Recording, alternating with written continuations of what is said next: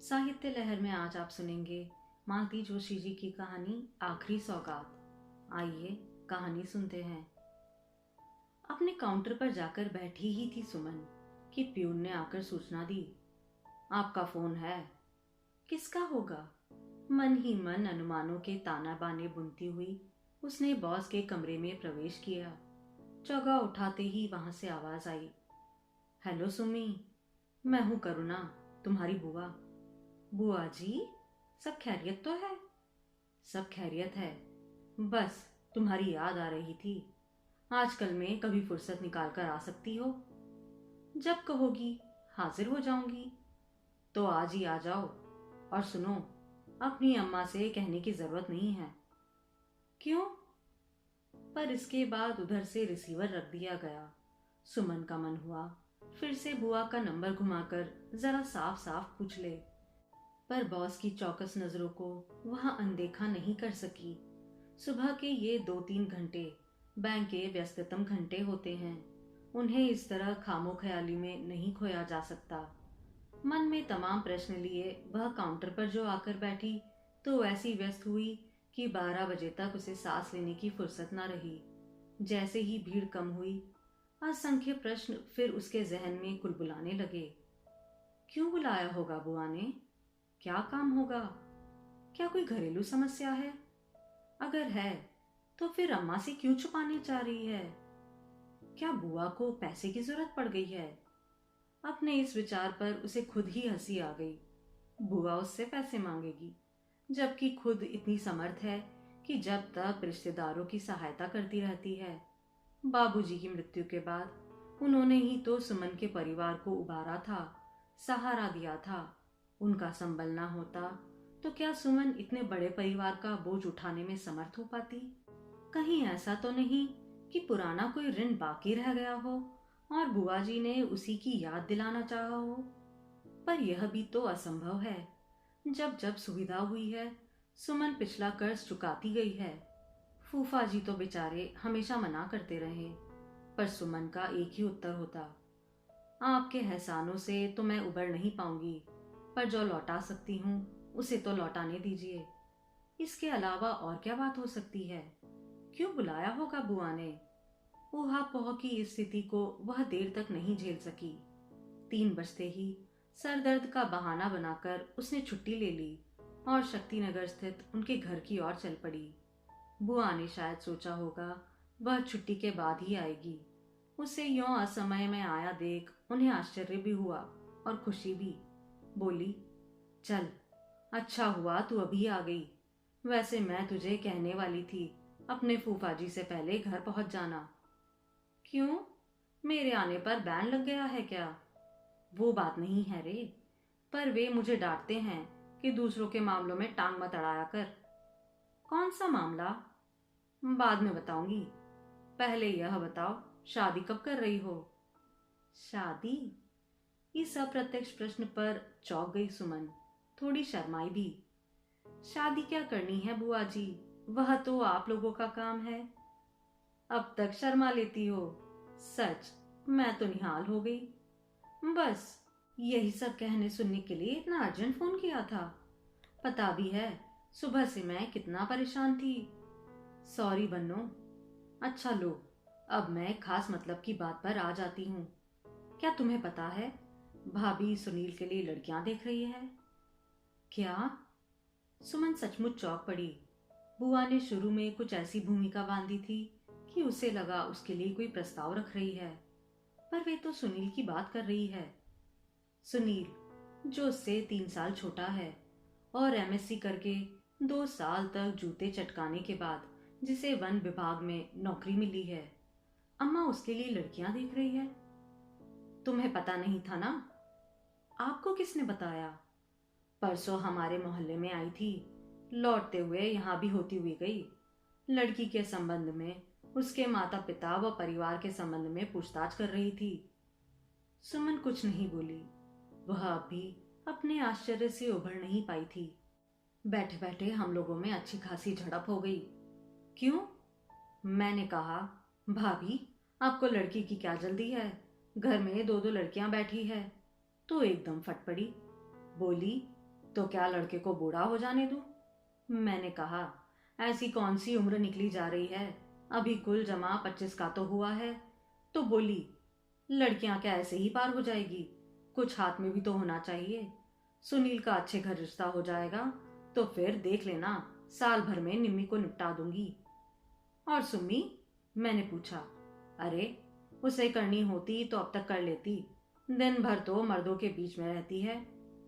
एकदम ताव खा गई सुम्मी। बुआ, आपने अम्मा से कहा नहीं कि मैं वहां रोटी का जुगाड़ करने जाती हूँ, शादी का नहीं? कहा क्यों नहीं, तभी तो चिढ़ गई। बुआ, हमें संस्कार तो ऐसे दिए जाते हैं कि घर लौटने में कभी शाम हो जाए तो मन अपराध बोध से भर उठता है, और हमसे आशा की जाती है कि अपनी शादी हम खुद तय करें। बुआ कुछ देर तक उसका तमतमाया चेहरा देखती रही, फिर स्नेहिल स्वर में बोली, मैंने इसलिए तुम्हें बुलाया था कि तुम जान लो कि तुम्हारे पीठ पीछे घर में क्या हो रहा है। तुमने उस घर के लिए इतना किया कि तुम पर अन्याय होते देख मैं चुप नहीं रह सकी। मेरी भगझक के कारण उस दिन भाभी नाराज होकर चली गई। तुम्हारे फूफा जी भी बहुत बिगड़े कि मैं दूसरों के मामले में क्यों दखल देती हूँ, पर तुम लोग क्या पराए हो, वह घर भी तो मेरा है। घर लौटते ही सुमन का सिर सचमुच दर्द करने लगा। घर में पाँव देते ही अम्मा के महिला मंडल से सामना हो गया। यह रोज का ही क्रम था। अम्मा की सहेलियों की बैठक इसी घर में जमती है। इस घर में न गृह स्वामिनी का दबदबा था, न बच्चों की चिल्लपौ। ऐसी निरापद स्थान मोहल्ले में दूसरा नहीं था। 30 पर यहाँ अम्मा का एक छत्र शासन था। आज जल्दी आ गई? अम्मा ने दरवाजे पर ही पूछ लिया। सुमन ने घड़ी देखी, ठीक तो था, अभी 5 भी नहीं बजे थे, जबकि रोज उसे लौटने में 6 सवा 6 हो जाते हैं। सिर में थोड़ा दर्द था, इसलिए छुट्टी ले ली। उसने थकी सी आवाज में कहा, बस जीजी, अब इसकी शादी कर डालो, बहुत हो गई नौकरी। किसी ने कहा, अरे मैं तो आज कर दूं, पर वह तैयार तो हो। मौसी, सुमन ने अम्मा की मुंह बोली बहन के गले में बाहें डालते हुए कहा, अब मैं लाउडस्पीकर पर तो मुनादी करने से रही कि मेरी शादी कर दो। मौसी फिस्सी से हंस पड़ी। बाकी लोगों ने भी मुंह पर पल्ला रख लिया। जाहिर था कि हंसी तो उनकी भी आ रही थी। वे सिर्फ अम्मा का लिहाज कर रही थी, और अम्मा, उनका पारा तो क्षण क्षण में चढ़ता जा रहा था। वे बड़ी कठिनाई से अपने पर काबू किए हुए थी। औरतों के जाते ही वे फट पड़ी, नौकरी करती हो, इसका मतलब यह तो नहीं कि एकदम बेहयाई पर उतर आओ। तो तुम भी सब जगह यह ढिंढोरा पीटना छोड़ दो कि मैं शादी के लिए तैयार नहीं हूं। तो क्या करूं? क्या सबसे कहती फिरूं कि इसे कोई पसंद ही नहीं करता, जो भी आता है छोटी को मांग लेता है? सुमन के मन में एक शूल सा चुभा। निम्मी के लिए ईर्ष्या की सूक्ष्म लहर सी उठी। फिर भी उसने मन को मजबूती से थामते हुए कहा, और अगर कोई पसंद कर ले तो हमें क्या परेशानी है, जब कहोगी तब ब्याह देंगे, पहले कोई हो तो। कई हैं, मेरी हाँ कहने भर की देरी है, आज बारात लेकर आ जाएंगे। कईयों का हमें क्या करना है? अम्मा ने मुंह बिचकाकर कहा, एक ही ले आओ, बहुत है। उस शाम घर में एक मनहूस सन्नाटा छाया रहा। अम्मा बेटी की इस बेशर्मी पर क्षुब्ध थी और कुछ कुछ आतंकित भी। भाई बहन दीदी के इस अप्रत्यक्ष व्यवहार से हैरान थे, परेशान थे। और सुमन, वह तो विस्मित विमुग्ध थी, अपने आप को ही बधाई दिए जा रही थी। यूं छुई मुई उम्र तो अब उसकी रही नहीं, पर इस दिलेरी से, खुलेपन से अपनी शादी की चर्चा भी उसने कभी नहीं की थी। वैसे यह बात और है कि उसकी शादी की बात घर में कभी उठी ही नहीं थी। यह अध्याय तो खुलने से पहले ही बंद हो गया था। रिश्तेदार बहुत कोसते तो अम्मा कह देती, क्या करे, कोई इसे लेने को तैयार ही नहीं होता, सब निम्मी को ही मांग लेते हैं, अब क्या जबरदस्ती किसी के घर में डाल आए। सुमन को बहुत देर बाद यह भान हुआ कि आज शाम की महत्वाकांक्षी घोषणा इस निरंतर अस्वीकार, उपेक्षा और अवमानना की प्रतिक्रिया ही तो थी। काश सचमुच कोई होता, जो उसकी हाँ की प्रतीक्षा में स्वागत का साथ संजोए होता। कोई होता जिसके दम पर वह अपने स्वार्थी परिजनों से मुंह फेर लेती। तब वह गर्व से सीना तानकर सबसे कहती कि देख लो, मैं भी अवांछित नहीं हूं, मेरा भी कोई चाहने वाला है। काश ऐसा हो सकता। 28 साल का कुंवारापन सुमन ने बड़ी आसानी से झेल लिया। अपने घर परिवार के लिए कुछ करने का नशा उस पर हावी था। उस उन्माद ने उसे कच्ची उम्र में ही प्रौढ़ बना दिया था। वह अपने से एकदम बेखबर हो चली थी। जब नौकरी की शुरुआत की थी, उस समय कईयों ने दोस्ती का हाथ बढ़ाया था, जो उसने झटक दिया था। एक दो प्रणय निवेदनों को ठुकराने की गाथा भी उसके खाते में दर्ज है। पर अब वे सब पुरानी बातें हो गई हैं। उनके वे स्नेहकांक्षी अब दो दो बच्चों के बाप होकर अपनी गृहस्थी में रच बस गए हैं। सुमन में अब किसी की भी दिलचस्पी नहीं रह गई। अपना एकाकीपन उसकी आदत में शुमार हो चला था। कल शाम यह धमाका हो गया। बुआ की बातों ने जैसे उसे झकझोर कर रख दिया। सारा त्याग और बलिदान एक अर्थहीन बकवास बन गया। जिन लोगों के लिए उसने अपने जीवन का वसंत पतझड़ में बदल दिया, वे ही लोग ऐसे दुर्बिसंधी में निम्न हैं, यह जानकर वह एकदम खौल उठी। उसका सारा संयम जाता रहा। सचमुच अगर कहीं कोई होता तो वह अभी जाकर उसे वरमाला पहना देती। पर कहाँ है उसके सपनों का राजकुमार? उसे तो कभी किसी ने न्योता ही नहीं दिया। वह अपने आप कैसे चला आएगा? ऑफिस में बैठे बैठे उसे बुआ की याद हो आई। वह बुआ से जाकर कहेगी कि काना लूला लंगड़ा जैसा भी हो, उसे एक दूल्हा ला कर दो। बचपन में उसकी हर जिद बुआ ही पूरी करती थी। अम्मा से प्रताड़ित होकर वह हमेशा बुआ की शरण में ही जाती थी। बाबूजी का गुस्सा भी हमेशा बुआ को ढाल बनाकर झेला था। अपनी इस भतीजी पर उसकी सचमुच अपार ममता थी। उनकी शादी से पहले घर में यही तो एक खिलौना था। अपनी गदबदी भतीजी को वह दिन भर गोद में उठाए फिरती, आठों पहर उसकी मांग पट्टी करती। उनकी शादी के बाद सुमन एकदम असहाय हो गई, क्योंकि अम्मा तब तक दूसरे बच्चों में उलझ गई। बाबूजी की मृत्यु के बाद बुआ को सबसे पहले सुमन की चिंता हुई थी। उन्होंने कहा था, भाभी, कोई अच्छा सा लड़का देखकर सुमन को निपटा दो, मैं पूरा खर्चा दूंगी। और खाएंगे क्या? अम्मा ने छूटते ही कहा था, और बुआ चुप हो गई। उस दिन के बाद वह विषय हमेशा के लिए समाप्त हो गया था। सुनील की नौकरी लगने के बाद सुमन ने मन में आशा जगाई थी कि शायद अब अम्मा उसके बारे में सोचेगी। पर आशा का वह अंकुर धीरे धीरे मुरझा गया। सुनील की उस फटीचर नौकरी में इतना दम नहीं था कि वह परिवार का खर्चा उठा सके। सुमन की तपस्या अभी पूरी नहीं हुई थी। पर अम्मा तो सुनील का ब्याह रचने चली है, सो किसके बलबूते पर? यह तो वे एक तरह से सुमन का बोझ ही बढ़ा रही है। इसके बाद फिर निम्मी की शादी है, अनिल की इंजीनियरिंग की पढ़ाई है। सुमन क्या कभी इस चक्रव्यूह से निकल पाएगी? यह सब करते कराते उसकी उम्र क्या एक ही जगह ठिठक कर खड़ी रह जाएगी? नहीं, अब और नहीं। सालों से अपने को होम करती आ रही है, पर अब इस आत्महुति को पूर्ण विराम देना होगा। राख होने से पहले जिंदगी को सहेजना होगा।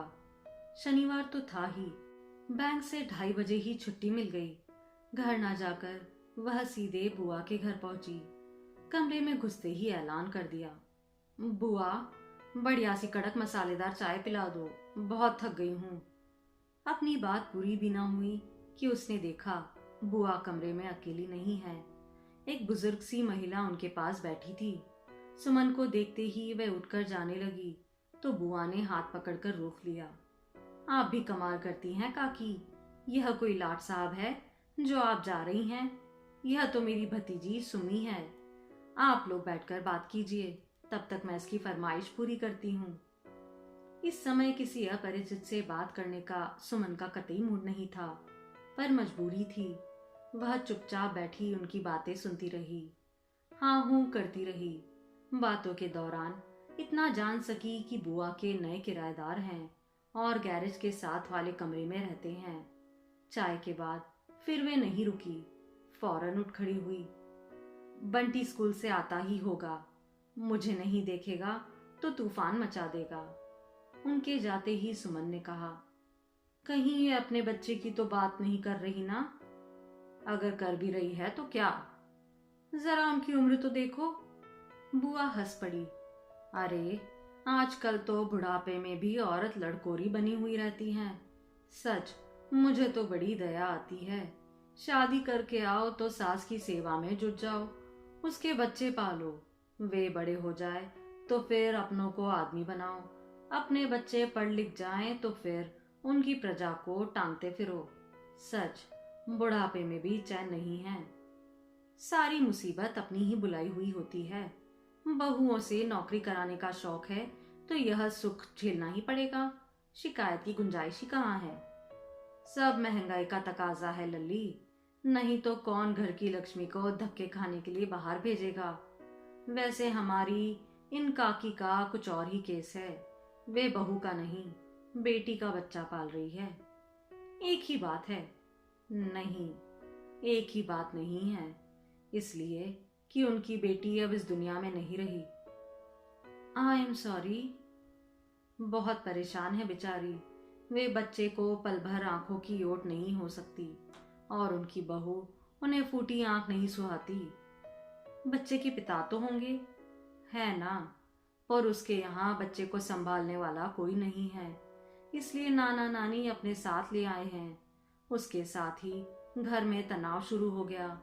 आजकल अपने बच्चे पालना ही मुश्किल हो गया है, दूसरों का बच्चा तो जी का जंजाल हो जाता है। बच्चे के पिताजी कुछ भेजते ही होंगे, जरूर भेजते होंगे, पर शायद इन्हीं लोगों ने लेते हुए संकोच होता है। फिर सिर्फ पैसे की बात नहीं है सुम्मी, बच्चे के साथ 100 परेशानियां जुड़ी होती है।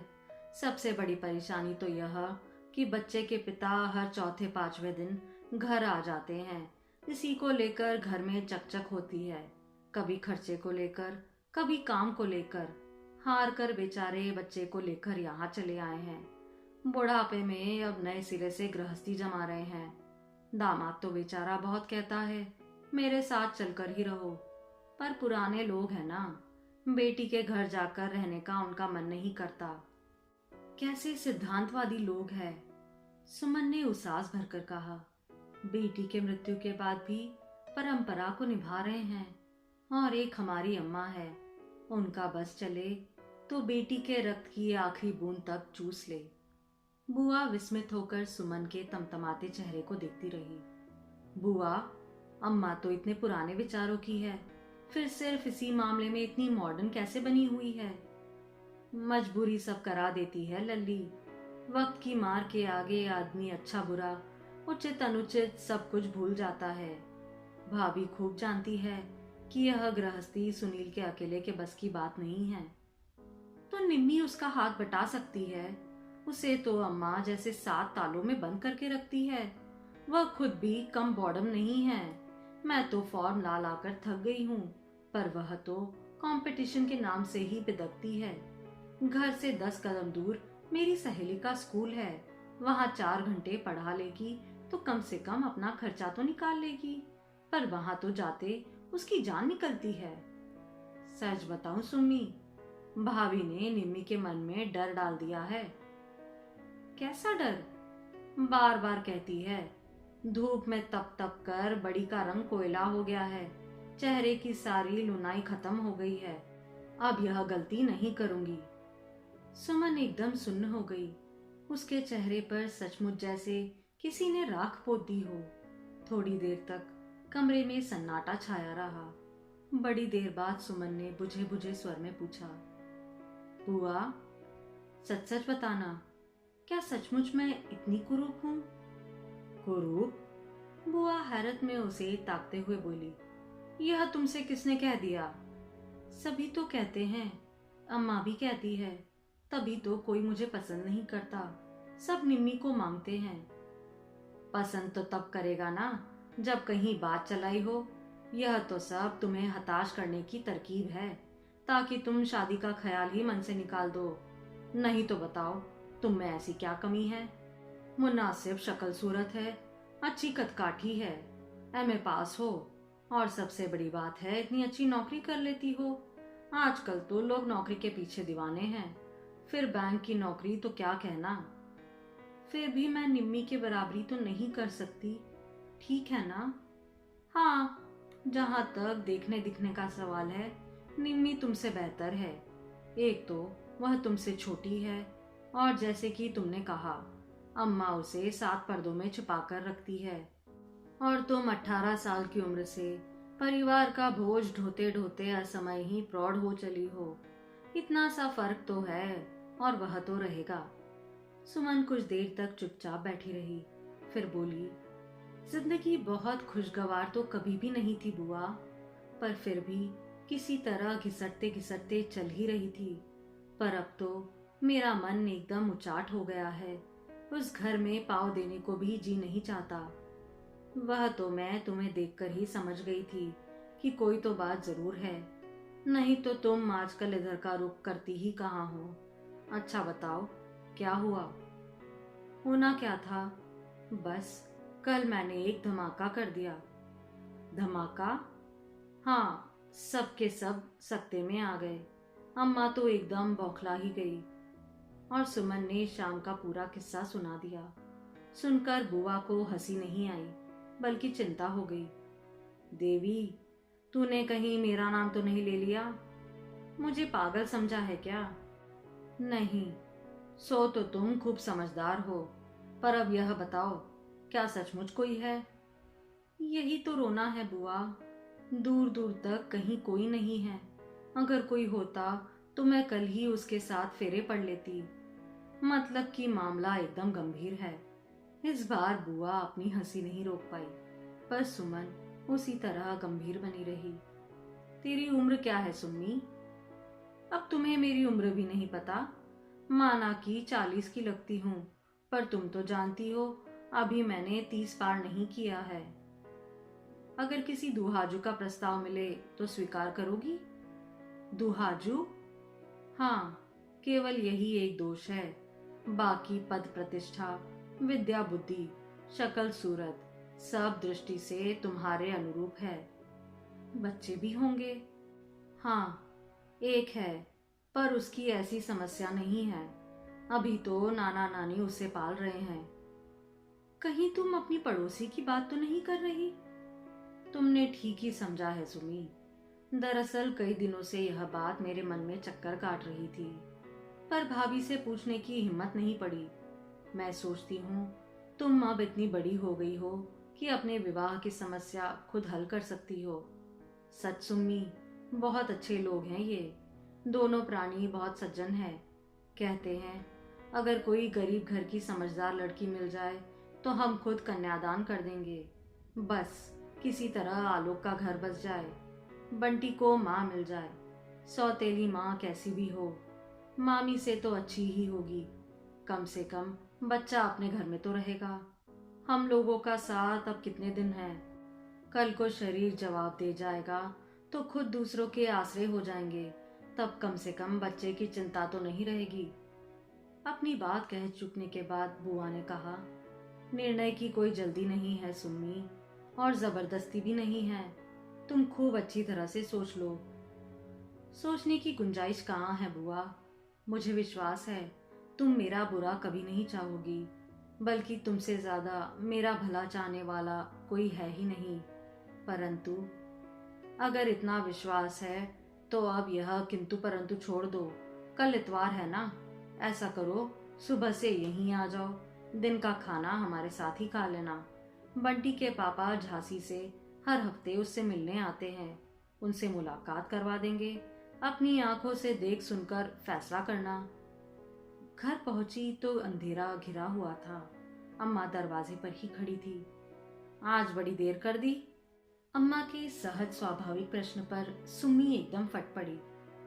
कल जल्दी आ गई थी तो तुमने टोक दिया था, आज देर से आई हूं तो तुम्हें परेशानी है। बात क्या है? क्या हर बार मुझे हर बात की सफाई देनी पड़ेगी? अम्मा स्तब्ध रह गई। सुमन से इस तरह के उत्तर की तो उन्होंने कभी कल्पना ही नहीं की थी। अम्मा अभी अपने ही सोच में डूबी हुई थी कि सुमन ने ऐलान कर दिया, अम्मा, मेरा कल का प्रोग्राम भी सुन लो। मैं सुबह से बाहर जा रही हूँ, लौटने में शाम हो जाएगी। दिन के खाने पर मेरा इंतजार मत करना, और यह भी मत पूछना कि मैं कहाँ जा रही हूँ और क्यों जा रही हूँ। दूसरे दिन सुमन जब बन सवर कर घर से निकली तो अम्मा ने सचमुच उससे कुछ नहीं पूछा। अपनी माँ की इस अप्रत्याशित चुप्पी से उसे हैरत भी हुई, पर उस समय वह ज्यादा सोचने विचारने के मूड में नहीं थी।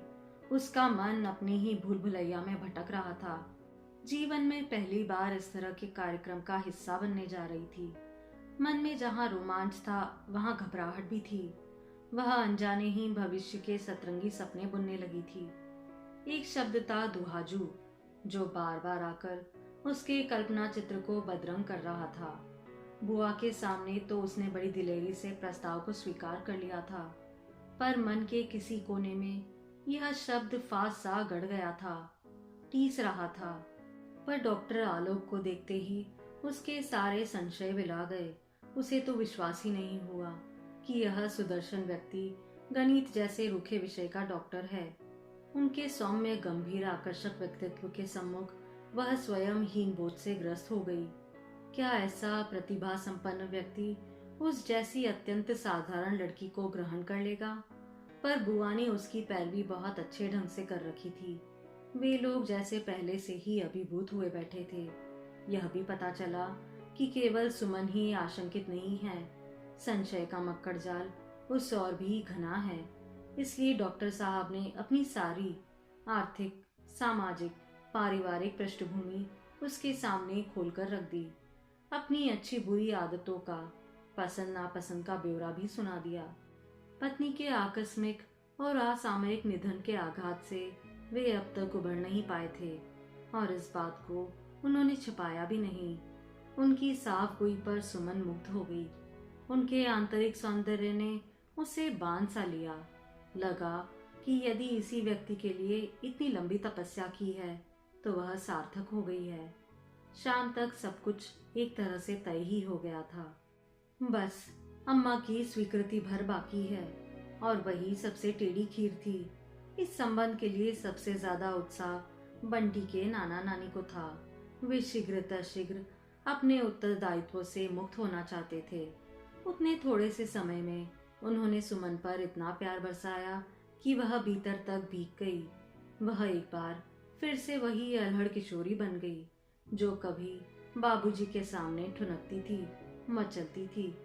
सुबह से उसका मन बुझा बुझा सा था। शादी के साथ एक बच्चे की माँ बन जाने की कल्पना वह सहज रूप से झेल नहीं पा रही थी। पर अब उसे एहसास हुआ कि वे लोग उसे बच्चा तो देंगे, पर बाद में, पहले तो उसका खोया हुआ बचपना उसे लौटा रहे हैं।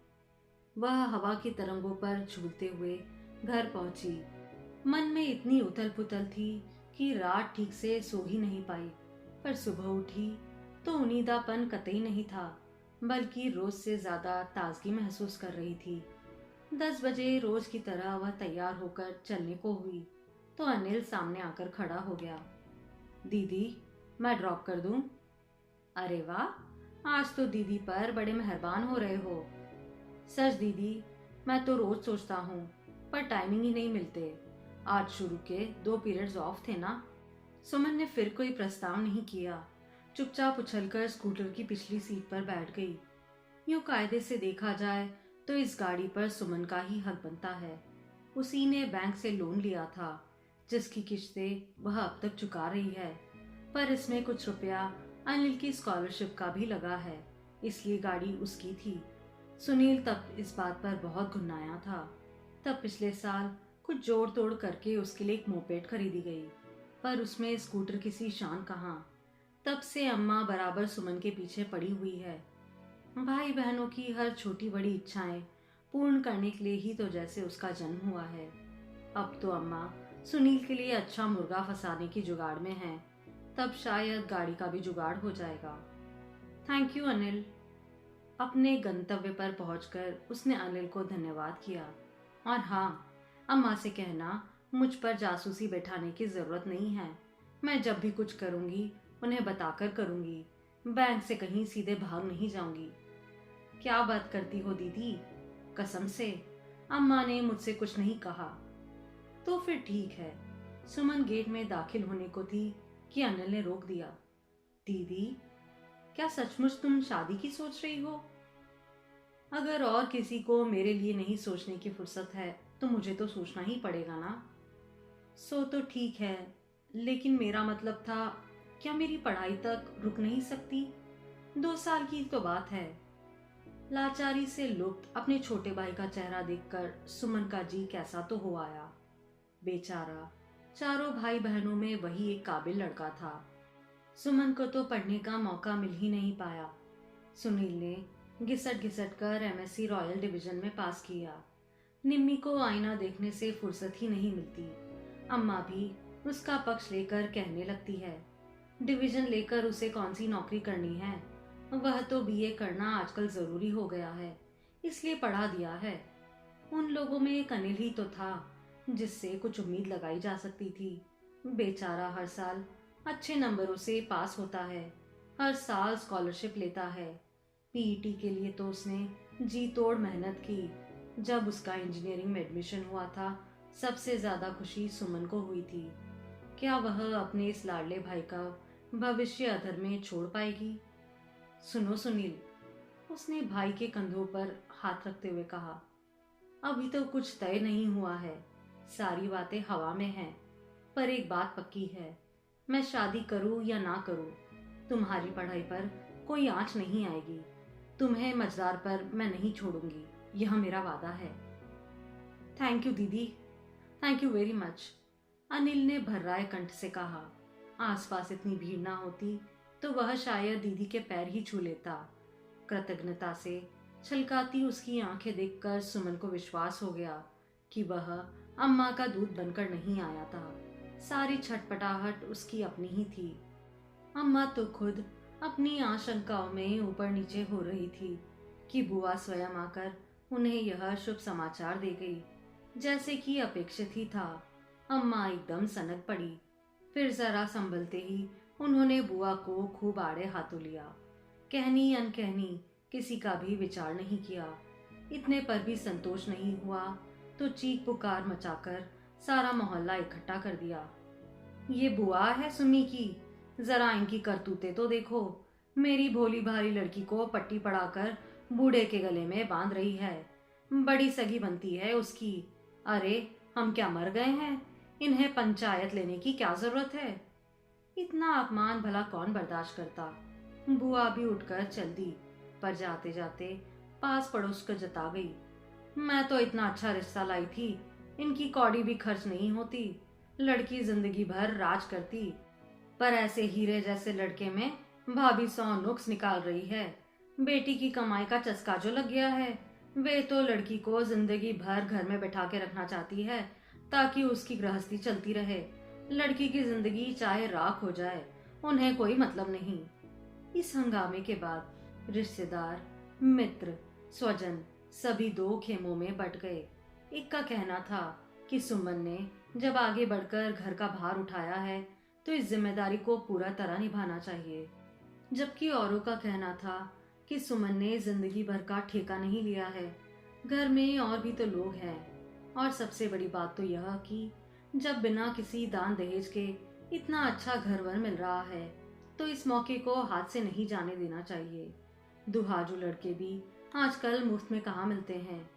स्वयं सुमन घोर असमंजस में थी। उसे कुछ समझ में ही नहीं आ रहा था। यह बात 100 पैसे सच थी कि उसका दिमाग बुआ ने ही खराब किया था। हताशा से सुलगते उसके मन में चिंगारी बुआ ने ही रखी थी। उस दिन सुनील की शादी की बात छेड़कर बुआ ने उसे ताव दिलाया था, पर क्यों? बुआ का इसमें कौन सा स्वार्थ था? अगर उनके यहाँ ये नए किराएदार नहीं आते तो क्या उन्हें सुमन का ख्याल आता? अम्मा के डर से यह विषय तो उन्होंने कब से छुआ भी नहीं था। फिर स्वार्थ और परमार्थ जो भी रहा हो, बुआ का प्रस्ताव बुरा नहीं था। कम से कम सुमन को तो उसमें कोई खोट नजर नहीं आ रही थी। 30-35 साल में कोई बूढ़ा नहीं हो जाता। कम से कम आलोक को देख के तो यह नहीं लगता कि वे बूढ़े हो गए हैं। रही बच्चे की बात, तो उसमें अस्वाभाविक क्या है? यदि समय से शादी हुई होती तो सुमन के भी अभी बच्चे होते। तो क्या सचमुच आलोक उसे भा गया है? कहीं यह डूबते को तिनके सहारा वाली बात तो नहीं है? क्या वह इतनी हताश हो चुकी है कि इस पहले प्रस्ताव को अंतिम मानकर मुट्ठी में भींच लेना चाहती है? कुछ समझ में नहीं आ रहा था। ऊहापोह की इस मनस्थिति से उसे अनिल ने उबारा। उसी ने पहल की, चट्टान की तरह उसके साथ खड़ा हो गया और सारी बातों के सूत्र अपने हाथ में ले लिए। सुनील और निम्मी के पास फिर कोई अनुमोद के सिवा कोई विकल्प नहीं रहा।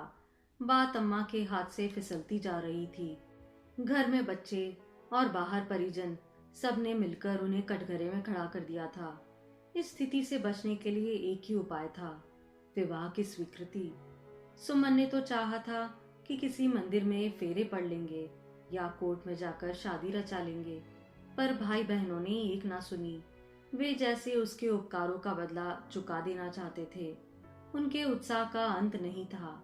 बकायदा कार्ड छपे, दूर पास के रिश्तेदारों के यहाँ बुलावा गया, मंडप सजा, शामियाना तना, शहनाइयाँ बजी और शानदार रिसेप्शन भी हुआ।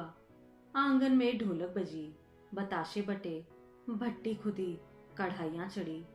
अपने सारे गिले शिकवे भुलाकर अम्मा भी मूड में आ गई थी। चाबी का बड़ा सा गुच्छा कमर में लगाए अंदर बाहर करती रही। बुआ ने सब देखा और राहत की सांस ली।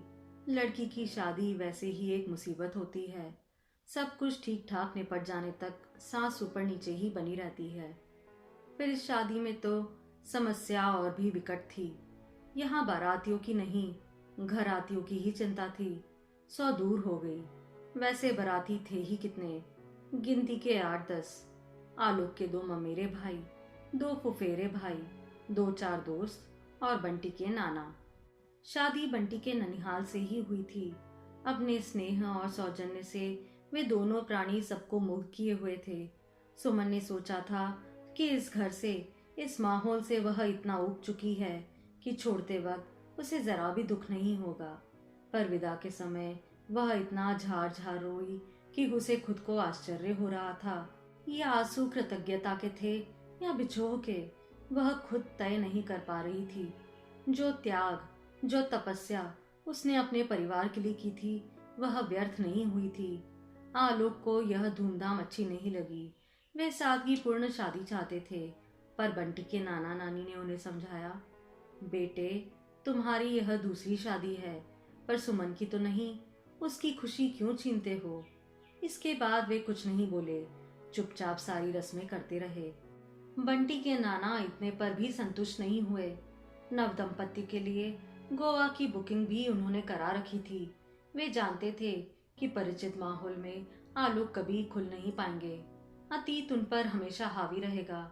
ऐसा ना हो कि जीवन की शुरुआत ही कड़ुआहट से हो। उनका अनुमान एकदम सही था। प्रकृति की रमणीय गोद में आते ही आलोक के मन से उदासी की सारी परतें झड़ गई। अंततः उनके मन के किसी कोने में दुबका पड़ा प्रणीय पुरुष जाग उठा और सुमन को लगा कि स्वर्ग बस धरती पर है तो उसके पास है। 8 दिन पलक झपकते ही कैसे बीत गए पता नहीं चला। सुमन की छुट्टी अभी बाकी थी। उसे और भी बढ़ाने का उसका मन था। अब ना तो उसे नौकरी की परवाह थी, ना करियर की। वह तो अब तुरंत झांसी जाकर अपना घर सजाना चाहती थी। उसे सजाना संवारना चाहती थी। जीवन का यह सबसे प्यारा काम पता नहीं कितने मन्नतों के बाद उसके हाथ आया है। उसे घर पर छोड़कर आलोक बंटी की ननिहाल चले गए। सुमन भी कुछ देर के लिए थोड़ी आजादी चाहती थी। कल सुबह ही रवाना होना था। उससे पहले कितने ही काम निपटाने थे। सबसे मिलना था, भाई बहनों से गप्पे लगानी थी, अपना सामान बांधना था। जब तक अम्मा खाना बनाती रही, सुमन जाकर गली मोहल्ले में सबसे मिल आई। उल्लास और तृप्ति से दमकता उसका चेहरा देखकर सबकी आंखें जुड़ा गई। शर्माइन तो बोल भी थी, भौजी से कहना शाम को सुन्नी की नजर उतार दे। सुनील हॉस्टल जाकर अनिल को लिवा लाया। बहुत दिनों बाद सब लोग खाने पर इकट्ठा हुए थे। देर तक चुहलबाजी चलती रही, ठहाके लगते रहे। अम्मा डांट ना लगाती तो शायद शाम तक लोग थाली पर उठते ही नहीं।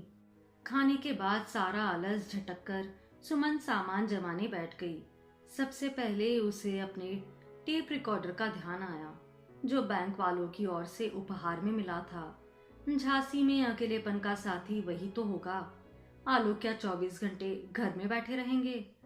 परीक्षा तक तो बंटी के साथ जाने की भी संभावना नहीं है। अम्मा, ना टेप रिकॉर्डर कहाँ है? मैं हॉस्टल ले गया था, ला दूं क्या? अनिल ने पूछा तो वह चुप लगा गई। वह नक्काशीदार टेबल लैंप होगा ना जो उषा लाई थी? वह शायद सुनील के कमरे में है। उसका मन एकदम बुझ गया। उस टेबल लैंप को पकड़ते हुए उषा ने कैसी रोमांटिक कमेंट्री की थी, याद करके ही रोमांच हो आता था। पर सुनील के कमरे से उठाने के बाद उसमें वह रस कहाँ रह जाएगा। चलो छोड़ो। अम्मा, वो पटोला दो जो मामा लाए थे। वह तो लॉन्ड्री में गई है, प्रेस के लिए। क्यों? प्रेस की क्या जरूरत पड़ गई? परसों श्यामनगर वाले गुप्ता जी के यहाँ शादी थी, निम्मी पहन कर गई थी। अच्छा, वह बनारसी तो दो जो बुआ ने दी है।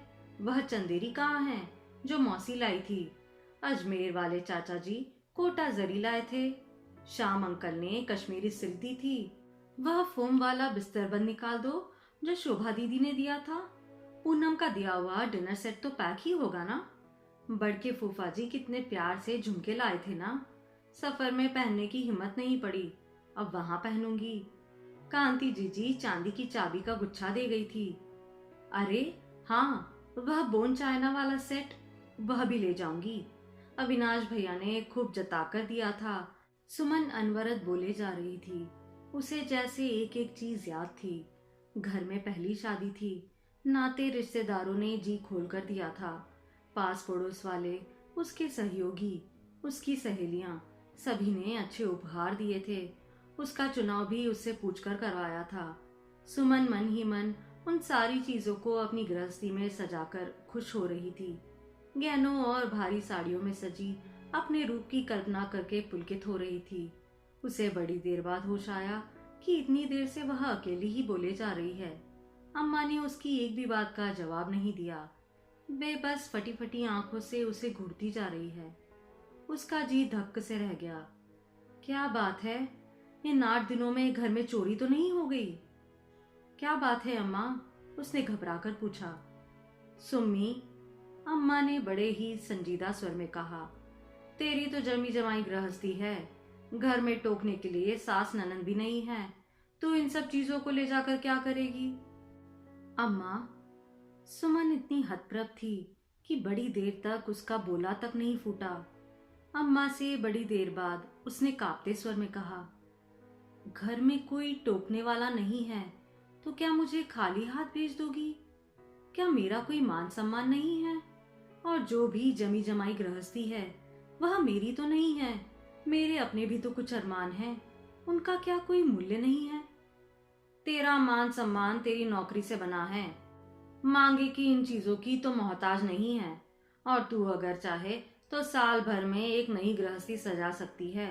पर जरा मेरा तो ख्याल कर, कल को निम्मी की शादी होगी तो मैं इतना सब कहाँ से जुटाऊंगी? कैसे जुटाऊंगी? सुमन कहने को हुई कि मुझे तो तुमने चांदी का एक छल्ला तक नहीं दिया, फिर निम्मी के लिए इतनी झटपटाहट क्यों? पर वह अपनी शादी का इतिहास याद करके जब्त रह गई।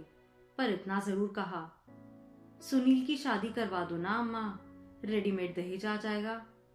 आ भी जाएगा तो मेरी किस काम का? उस पर तो बहू का हक होगा, वह मुझे हाथ थोड़ी लगाने देगी। और मैं ही उससे मांगने क्यों जाऊंगी? तुझसे जिस अधिकार से कह सकती हूँ क्या बहू से कह पाऊंगी? सुमन को लगा कि अम्मा तो अब कुंडली मारकर उसके सामान पर बैठ गई है। उन्हें डिगाना बहुत मुश्किल है। उसे एकाएक अम्मा से, इस घर से, पूरे माहौल से वितृष्णा सी हो गई। खाली अटैची को पलंग के नीचे सरकाते हुए उसने कसैले से स्वर में कहा, अम्मा, अगर मैं शादी ना करती तो तब तुम निम्मी का दहेज कहाँ से इकट्ठा करती? तब इतने सोचने विचारने की जरूरत ही क्या थी? अम्मा ने उसास भरकर कहा और एकदम उठकर चल दी, जैसे जता देना चाहती थी कि सारी समस्या की जड़ यह तुम्हारी शादी ही तो है। रात को आलोक खाने पर आमंत्रित थे। सुमन ने आते ही उनसे कहा, रात को आपके साथ ही चल लूंगी, सुबह वहीं से निकल जाएंगे। लेकिन मैं तो तुम्हारे फूफा जी की स्कूटर लेके आया हूँ, उस पर सामान। सामान कुछ नहीं है, एक छोटी अटैची और एक हैंडबैग है, बस। तो फिर ठीक है। उसके इस आकस्मिक निर्णय पर सभी को आश्चर्य हुआ। निम्मी और अनिल ने रुकने का इसरार भी किया, पर वह अपनी जिद पर अड़ी रही। हार कर अम्मा ने विदा की तैयारी शुरू कर दी। रोली चावल के साथ अम्मा ने जो साड़ी निकाली थी उसे सुमन तुरंत पहचान गई। यह मामा की ओर से भात में आई थी। मामा उसके लिए तो कामदार पटोला लाए थे, अम्मा के लिए कोटा की साड़ी थी, बाकी चाची और बुआ लोगों के लिए थोक में साड़ियां आई थी। यह उन्हीं में से थी। शायद अजमेरा वाली चाची के हिस्से की बच गई थी। खाने के बाद अम्मा निम्मी से विदा की रस्म कराने लगी तो सुमन ने कहा, निम्मी, ये साड़ी रहने दे, तेरी सास की सुहाग पिटारी में काम आएगी। तू तो मेरे आंचल में 4 चावल दाने के डाल दे, बहुत है। वे लोग चलने लगे तो अम्मा ने दामाद का टीका करके 51 रुपए थमा दिए। आलोक तो एकदम अचकचा गए और असमंजस में सुमन का मुंह ताकते रह गए। रख लो बेटा, अम्मा ने कहा, यह तो रिवाज है, वैसे हम लोग है ही किस लायक। रख लो, सुमन ने रूखे स्वर में कहा। आशीर्वाद का 1 रुपया रख लो, बाकी का लौटा दो। और उनसे पहले ही बाहर निकलकर वह स्कूटर के पास आकर खड़ी हो गई। उस घर में अब सांस लेना भी जैसे उसके लिए दुभर हो रहा था।